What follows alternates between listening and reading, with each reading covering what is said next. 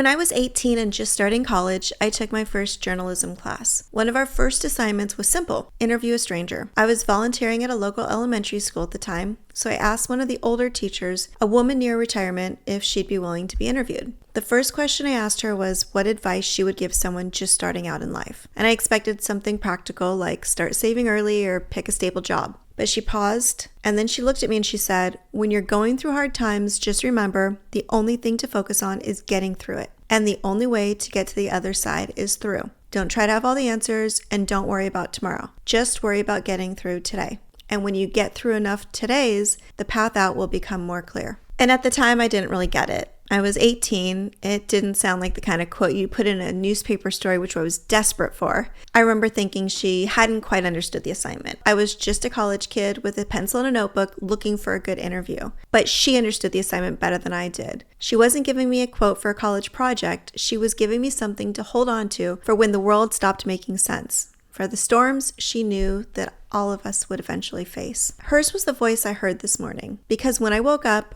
this is what the President of the United States had posted on Truth Social. ICE is removing some of the most violent criminals in the world from our country and bringing them back home, where they belong. Why is Minnesota fighting this? Do they really want murderers and drug dealers to be ensconced in their community? The thugs that are protesting include many highly paid professional agitators and anarchists. Is this really what Minnesota wants? The crooked governor and Congresswoman Omar, who married her brother, don't mind because it keeps the focus off the attention, off the $18 billion plus fraud that was taking place in the state. Don't worry, we're on it.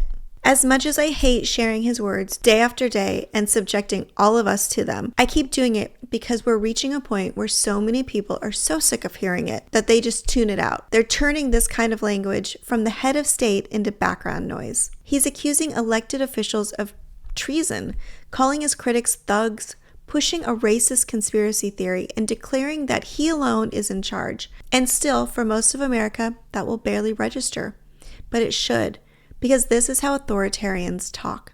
Not just in our history books, but here in the United States of America in the year 2026. There's no data in that post, no specifics, no arrest records or court decisions, just sweeping statements designed to trigger fear and make any protest seem irrational. That's how it works. Say something big and terrifying that can't be verified, so your followers react emotionally instead of asking questions. Then there's the line about murderers and drug dealers being ensconced in the community. He's not talking about specific crimes, he's creating an image of invasion.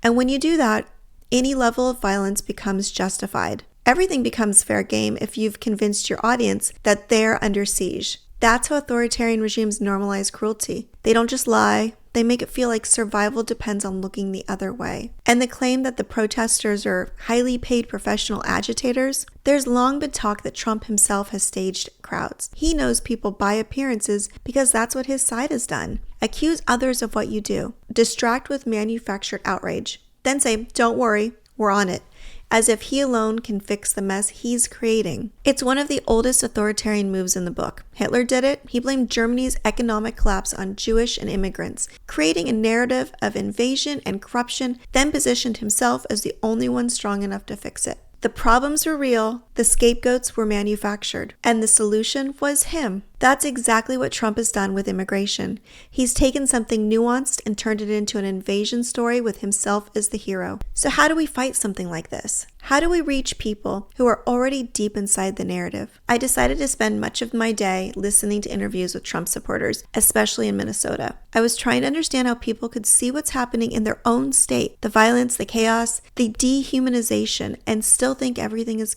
going well. And it didn't take long for me to have the answers I was looking for. They all followed the same thought process with the same patterns. First came the acknowledgement, yes, it's harsh, or yes, it's gone too far. But almost immediately came the but. And that but always brought them back to Trump's talking points, word for word. Biden opened the borders. The cities are full of criminals. Obama deported people too. It didn't matter how much evidence was in front of them. They were more loyal to the narrative than to the facts. For many of them, MAGA continues not to be just a political belief. It's their whole identity. It's their belonging, a sense of purpose, and community. And shame is a powerful force. Admitting they were wrong would mean losing not just a belief, but a whole worldview. For a lot of them, it's easier to double down than to look in the mirror. And for the others, the reality of what is happening in this country and what they could ultimately lose is worth keeping their desperately needed connection to other people. But that doesn't mean we stop trying. Because I saw something else in those interviews. When confronted with an undeniable fact, something they couldn't wiggle out of, they paused. They got defensive. They tried to justify, but the moment of doubt was there. It landed. And that's the crack we need to keep pushing on. We must be persistent with facts and with reminders that we still see them as people. That we're still fighting for a country they deserve to live in too, even if they can't see it right now. And then the next thing I went to is, how can we actually stop this? I spent some time digging into the legal and constitutional mechanisms, and here's the short version. Congress holds the keys.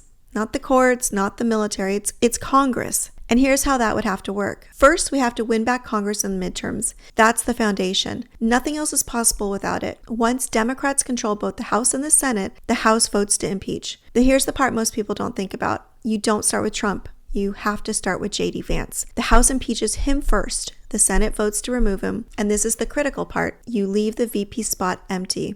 You don't confirm a replacement. Then you impeach Trump.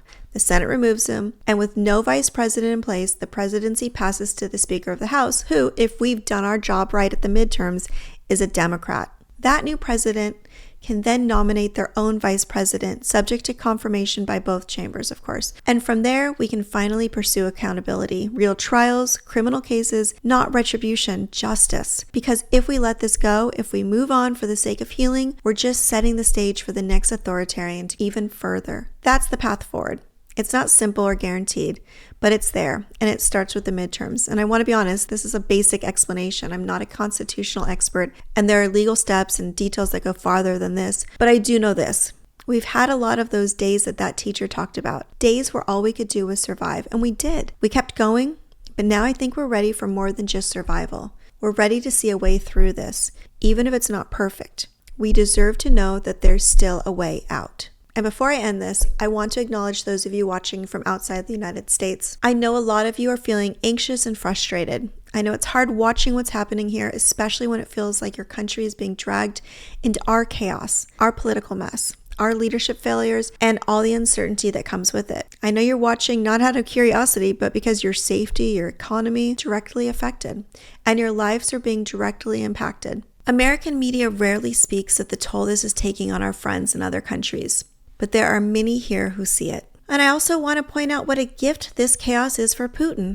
Every moment the world spends focused on us, including our posturing for Greenland, is a moment not spent holding Russia accountable for what they're doing in Ukraine. Every alliance strained by our instability is one less check on his power. Every headline about American dysfunction is a headline that isn't about the Russian war crimes. He knows this, and I have no doubt he's thrilled. But I also want you to know this. There are millions of us still fighting. Millions of us who refuse to accept this. We are not giving up, and we need you to keep going too, because this fight isn't just American, it's global. What we're going through right now is one of those storms that teacher warned me about years ago. She told me the only way out is through. Don't try to have all the answers. Don't worry about tomorrow. Just worry about getting through today. When you get through enough todays, the path out becomes more clear, and it is finally becoming more clear. And that is why I still have hope for America, not because we're perfect, not because any of this is easy, but because every single day I see people choosing to keep going, choosing to fight, choosing each other. And that's something no authoritarian can ever take from us. And if you've made it this far, we're on the same page and we're probably on the same side of history too. I'm working really hard to spread this message and reach as many people as possible. So if you can, please take a moment and make sure that you are subscribed to my channel and that you've liked this video. And please leave a comment too. That'll help the algorithm know to show it to more people. For all of my daily posts, you can find me on Substack just by searching Heather Delaney Reese, and I've included a link for you below. And remember, no matter how dark the days get, I'll be here every single day. And we're always going to keep hope for America. I'll see you tomorrow.